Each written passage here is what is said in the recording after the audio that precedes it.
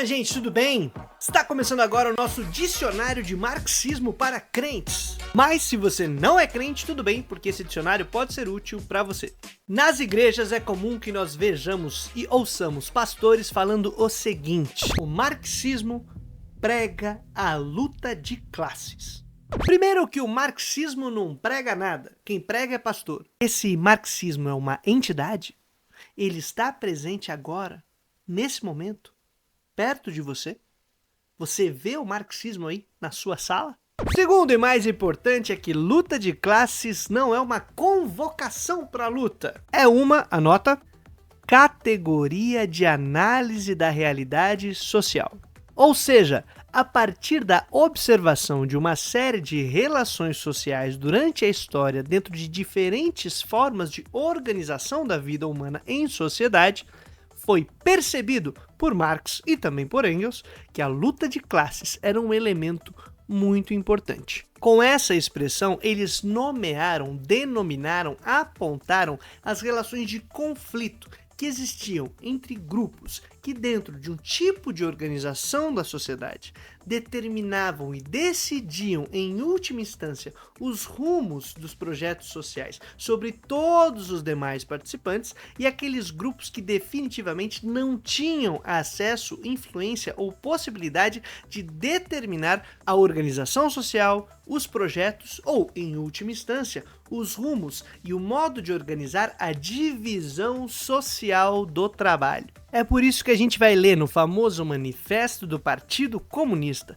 logo no início, no primeiro tópico que fala a respeito de burgueses e proletariados, a famosa frase: a história de toda a sociedade até aqui é a história da luta de classes.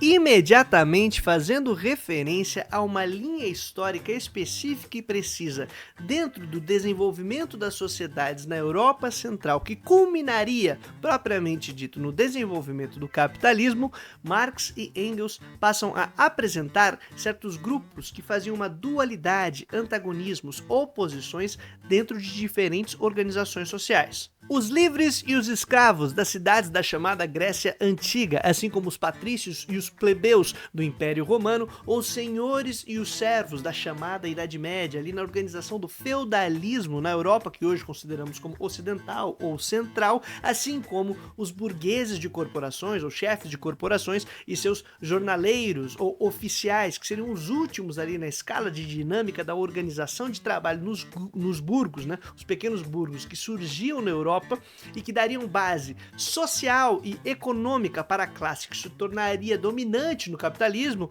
Enfim, de um lado opressores e do outro oprimidos do ponto de vista da organização da divisão social do trabalho e de quem determina sobre essa divisão social do trabalho os rumos da produção, os rumos da sociedade, os rumos da política em um determinado modo de produção específico de diferentes formas sociais. A essa dinâmica na qual há conflito entre interesses distintos de grupos distintos, vem a tal da luta de classes.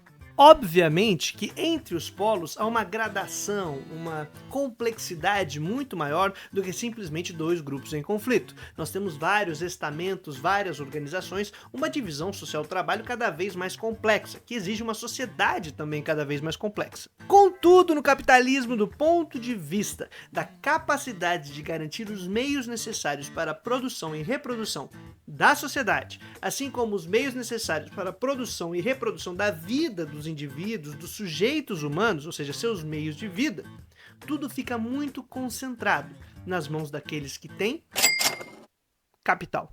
E nessa dinâmica, a forma de propriedade privada sobre os meios de produção, ou seja, os instrumentos, as estruturas que garantem a produção necessária para a reprodução social como um todo, acaba sendo determinante para compreendermos quem tem ou não acesso aos meios de vida e a capacidade de decidir, influenciar, inferir, gerir, sei lá que nome que a gente vai utilizar, sobre a coordenação de toda essa complexidade da estrutura social. E isso se torna muito visível a partir do uso da tal da categoria de luta de classes. para garantir melhores condições de vida materialmente falando, para compreender a necessidade de ter maior participação, ter um papel cada vez mais relevante nas decisões sobre os rumos de uma sociedade, nós podemos começar a perceber quais seriam os interesses de cada classe social. Uma classe social que se beneficia de um determinado modo de produção e de forma de sociedade vai tender a ser cada vez mais conservadora e manter a ordem como está. Por outro lado, uma classe social que sofre com os efeitos negativos de um determinado modo de produção com uma forma social específica tende a ser contra a manutenção dessa ordem, ou seja, ela tende a ser revolucionária, querer mudar as coisas. Preste atenção na palavra tende. Não significa que necessariamente as coisas se darão assim, da noite para o dia, ou que é naturalmente assim. Há uma essência histórica da luta de classes. Não. De modo que, sob as tensões que a gente pode perceber nos conflitos entre as classes, entre os grupos, a história está aberta. Pode ser que as duas classes se enfraqueçam, haja uma dissolução de uma forma social, a destruição e superação consciente de um modo de produção em benefício de uma das classes, ou dominação total de uma sobre a outra, mantendo o modo de produção, mas está aí a dinâmica da história presente nos conflitos entre aqueles que são capazes de oprimir ou de decidir sobre a divisão social do trabalho e os rumos de uma sociedade, e aqueles que sofrem com seus efeitos e não têm qualquer capacidade de influência ou de decisão, dados os meios e a forma social como ela está posta, de fazer isso, de falar, mano, vamos mudar esse bagulho aqui, a gente não quer isso aí não, queremos outro projeto. A partir da compreensão dessa dinâmica, a aposta é que tomar consciência a respeito da sua classe, ou seja, consciência de classe, onde você pertence, em que lugar que você está, você passe a calcular a necessidade de se organizar enquanto grupo para que os interesses, ou melhor, as necessidades do ponto de vista da classe trabalhadora sejam atendidas. E para isso tem que compreender como essa dinâmica das classes funciona, como a nossa sociedade se reproduz e se esse modo de produção, de acordo com os valores que ele tem, os critérios que ele tem, as dinâmicas de organização social que ele tem, estão nos beneficiando e garantindo meios de vida ou não. Por isso é aquele negócio, proletários do mundo, univos. De lambuja aí, ó, toma outro verbete. Proletário é aquele que não tem nada, não possui nada além da prole. Um termo que vem do latim, que já estava presente ali na análise de como funcionava a dinâmica da reprodução social no Império Romano. Tu é um proletário?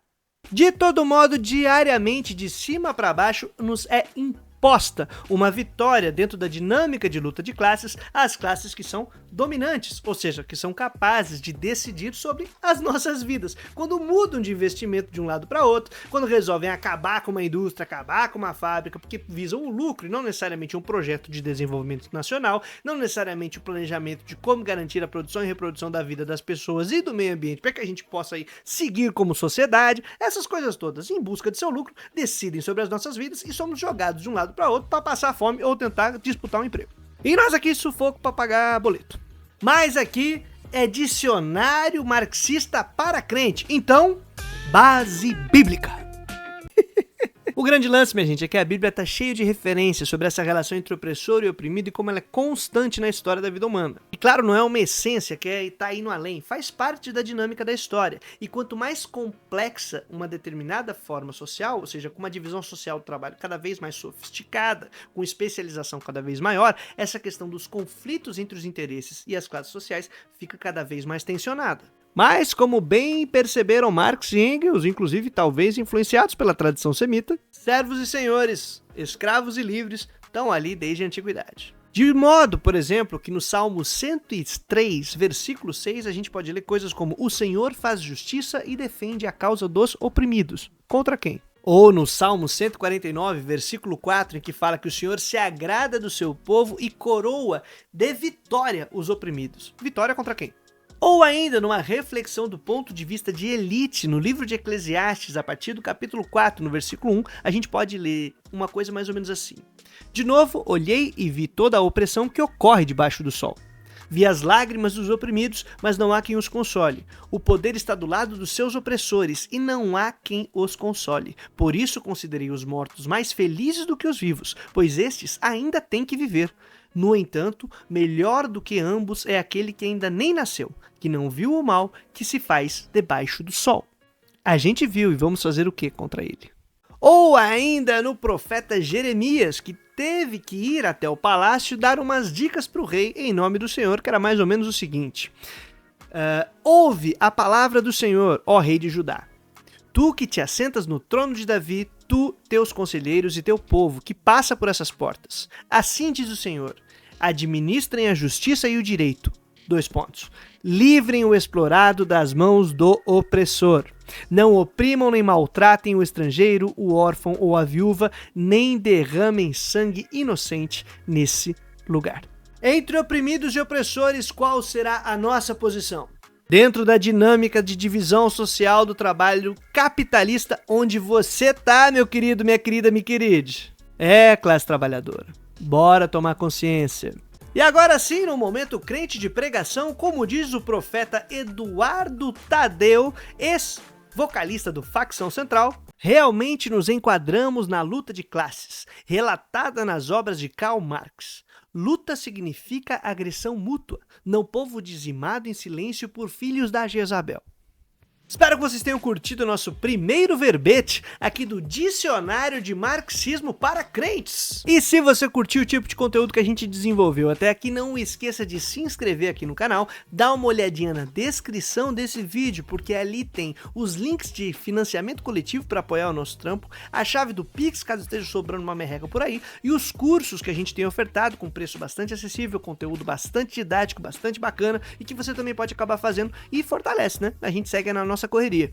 Solta esse vídeo no Zap e não esqueça que aqui trazemos a boa nova todo dia útil até a vitória final. Valeu, minha gente!